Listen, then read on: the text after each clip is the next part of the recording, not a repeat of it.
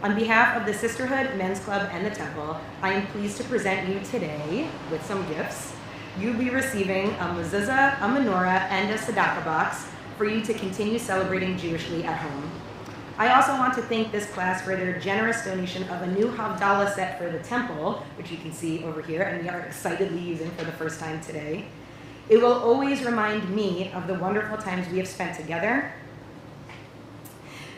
and how you kept the flame of your Jewish education burning bright through a difficult year of darkness and challenges, a year that you also filled with so much sweetness because of your warm presences and your commitment to each other.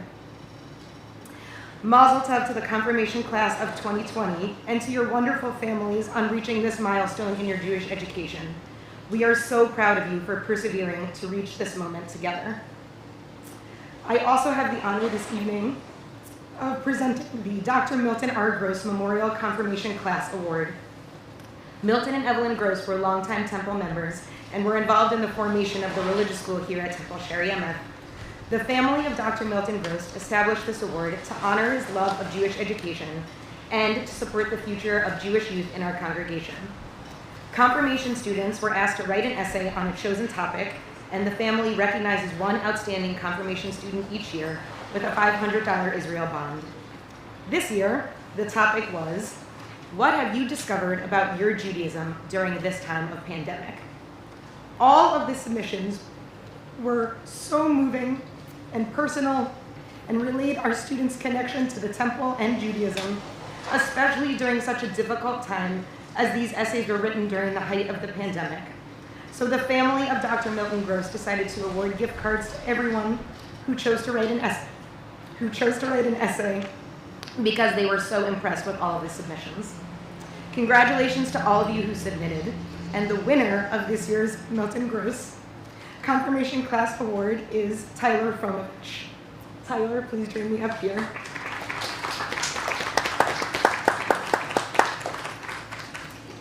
Tyler's incredible essay, which is really why I'm crying, because it's very moving, can be found at the end of your service packet, and if you're watching from home, you can find it in this month's edition of our Temple newsletter, which you can find on the homepage of the Temple website. I encourage you to read it and be inspired by our Jewish youth, like I constantly am. Tyler, I know you've already received your Israel bond, and your name has been added to this plaque that hangs outside my office. Come visit it whenever you want, and please be proud of this accomplishment. We're certainly proud of you. Thank you very much. Thank you. Mazel tov, Tyler, and mazel tov, Tyler, and mazel tov to the entire confirmation class of 2020.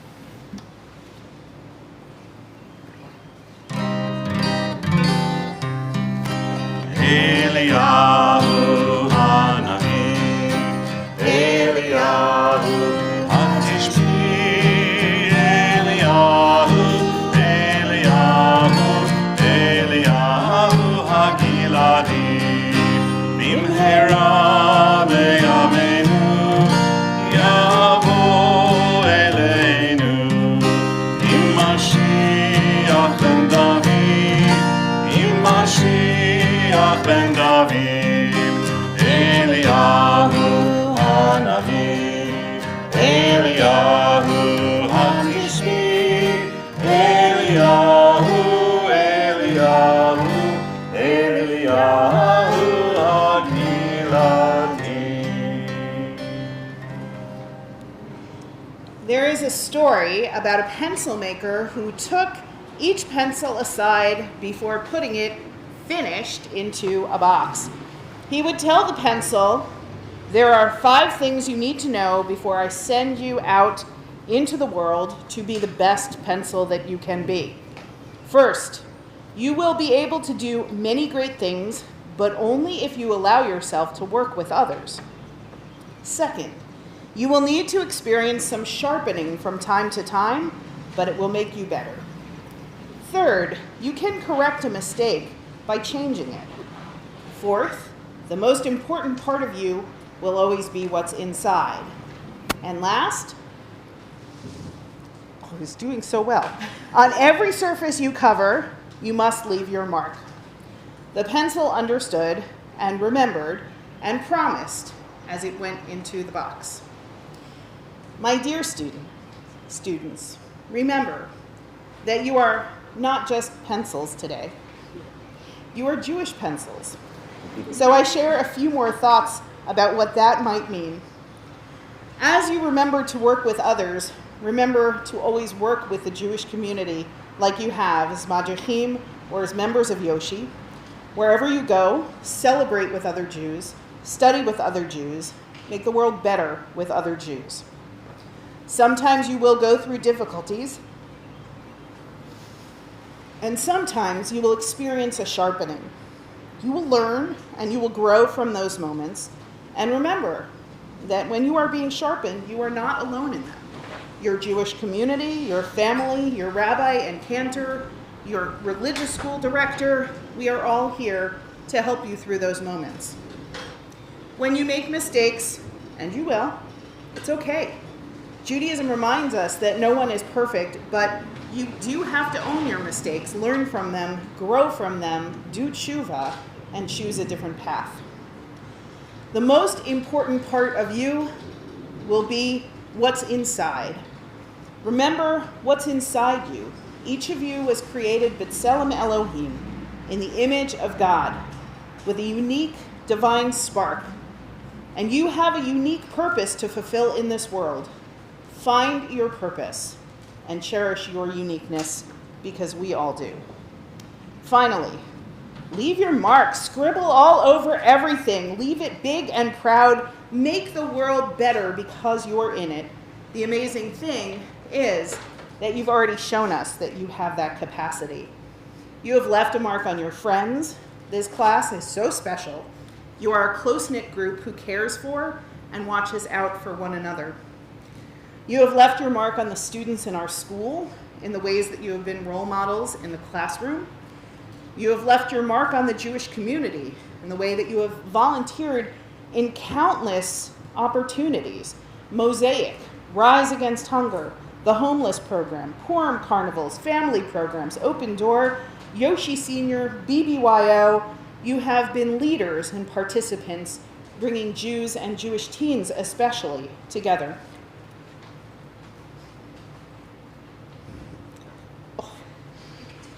I know I can do it. Okay. Do you know if you take a deep breath when you get verklempt, it helps? Okay. You have left your mark on my heart and on the hearts of Melissa Pescatori and the cantor and your teachers and all of our leaders who are inspired by your passion for Judaism and your love of the Jewish people. I hope you will continue in the high school program on Tuesday nights, because I really like seeing you there, and I like eating pizza with you.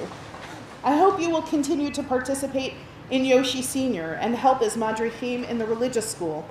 Your class made an impact on Yoshi Senior and increased the numbers because of the community that you created. I hope you will go off to college, not yet, but soon, and find the local Hillel or Jewish community and take classes in Jewish studies and go on a birthright trip. This, like B'nai Mitzvah, is not an end, but rather just a moment to stop, look around, and celebrate your growth as Jews. You are so much more mature than you were at 13, more thoughtful, and I cannot wait to see who you will be in 2, 5, and 10 years from now.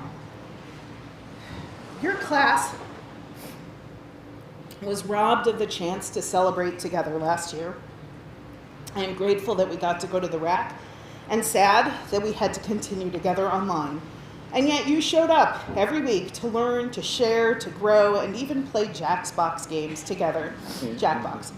I worried all the time in our time that our time was challenging, and I am so proud that you stuck it out. For sitting in your discomfort with all of it and making the best of the year that you could. Watching you grow up has been a privilege and an honor. I have known some of you since you were running the halls of the ELC.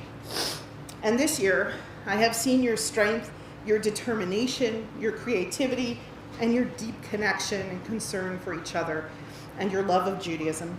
You are smart, kind, caring individuals who have so much to give the world and the Jewish people.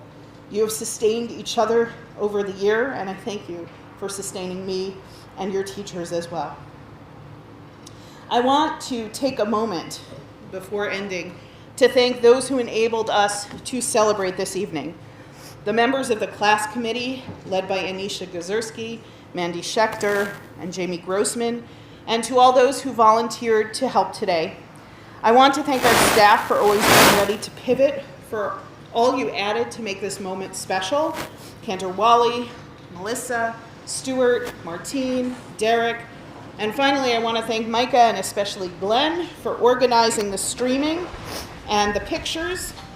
Not every class gets a drone picture, so this day would not have been what it is without all of you helping to make it so special.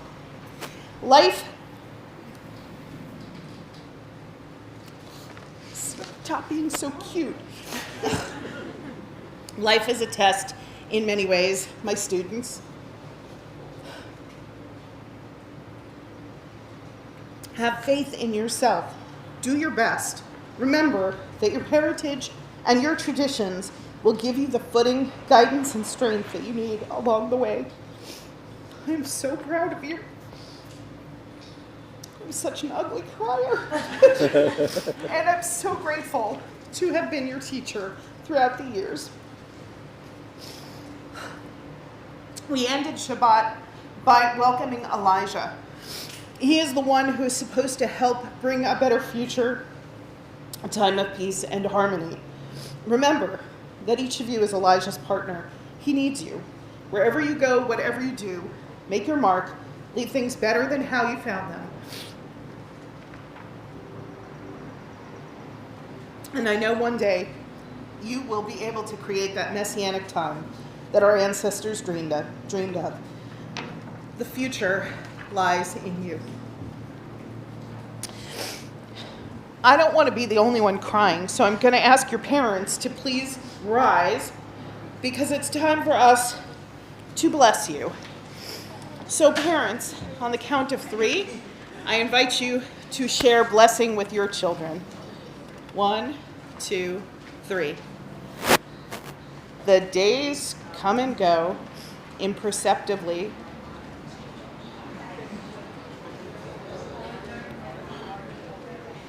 Our children grow up and we hardly notice. Then suddenly we come to this time and we realize that our sons and daughters are children no longer. They have become young men and women ready to take their first step into adulthood. We are grateful that we have been able to bring them this far. We are thankful for the strength to cope with the stresses and responsibilities of rearing them. And we give thanks for the pleasure and pride we have had in them. Now we realize they are children no longer.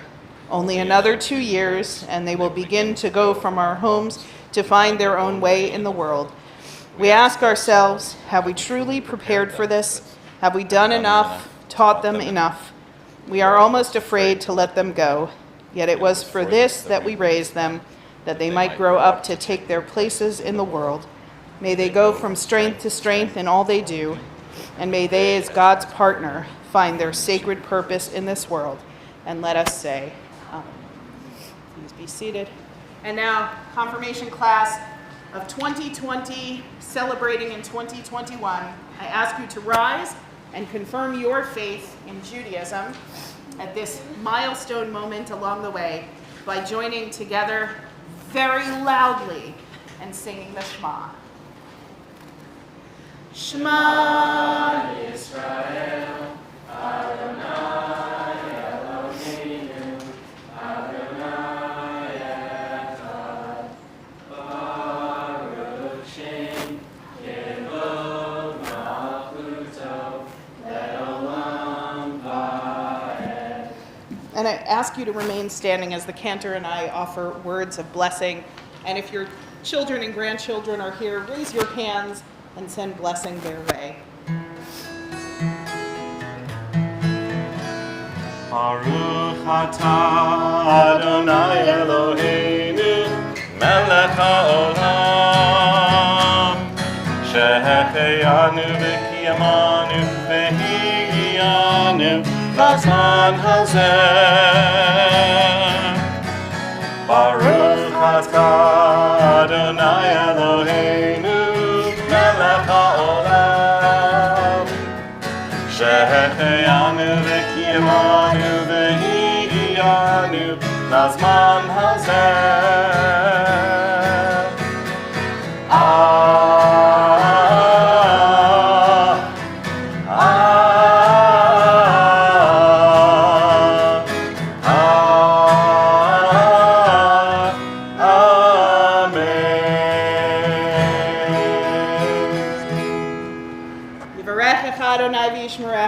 May God bless you and keep you.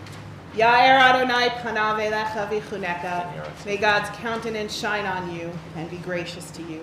Yisa Adonai panav elecha v'yasem lecha shalom. May God be with you, guiding and protecting you along the way. And may you and your loved ones grow very, very old together in a world filled only with good health and peace. And let us all say, Amen. Siman tov, mazel tov, mazel tov, siman tov, siman tov, mazel tov, mazel tov, siman tov, siman tov, mazel tov, mazel tov, siman tov, yehelanu, yehelanu, yehelanu, l'cho Yisrael, yehelanu, yehelanu, l'cho Yisrael.